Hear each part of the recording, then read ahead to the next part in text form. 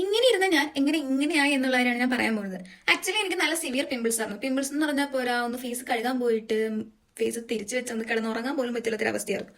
അങ്ങനെ ഞാൻ P C ഒടിക്ക് treatment ചെയ്തു. പി സി ഒടിക്ക് ഞാൻ ട്രീറ്റ്മെന്റ് ചെയ്തത് കോതമംഗലം തടമേരി ആശുപത്രിയിലെ ഡോക്ടർ മനീഷ എന്ന് പറഞ്ഞൊരു ഗൈനക്കോളജിസ്റ്റിനാണ്. പുള്ളിക്കാരി അത്യാവശ്യം നല്ലൊരു ഗൈനക്കോളജിസ്റ്റ് ആയിരുന്നു. പക്ഷേ ഞാൻ ഈ ഒരു പുള്ളിക്കാരിനെ കാണുന്നതിന് മുന്നേ ഒരു പ്രൈവറ്റ് ആശുപത്രിയിൽ, കോതമംഗലത്ത് തന്നെ വേറെ ഒരു പ്രൈവറ്റ് ആശുപത്രിയിൽ ഗൈനക്കോളജിസ്റ്റിനെ കണ്ടു.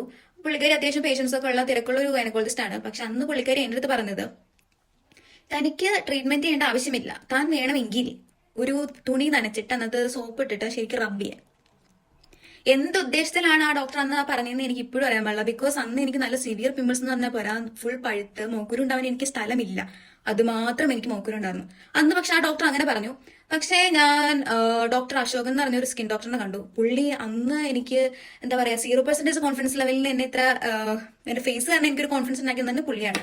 പുള്ളി എന്ന് എനിക്കൊരു ടാബ്ലറ്റ് തന്നു. ആ ടാബ്ലറ്റ് ആണ് ഇത്. ഇതാണ് എന്റെ സ്ട്രിപ്പ്. ഇതിന് 375 രൂപയാണ് കോസ്റ്റ് വന്നത്. ഇതാണ് ഫേസ് വാഷ്. പുള്ളി അന്ന് ഫേസ് വാഷ് കോജിഗ്ലോ എന്നാണ്. പക്ഷെ ഇതിന് മുന്നേ ഞാൻ യൂസ് ചെയ്തുകൊണ്ടിരുന്നത് സെബൂനാക്കിന്റെ ഒരു ഫേസ് വാഷ് ആണ്. പിന്നെ യുമിനിയുടെ സൺസ്ക്രീനും മോയ്സ്ചറൈസറും നമുക്ക് അത്യാവശ്യമുള്ള സാധനമാണ്. ഇത് ആക്ച്വലി ഇപ്പൊ ഞാൻ ഉപയോഗിക്കുന്ന ഡ്രൈ സ്കിന്നിന്റെ ആണ്.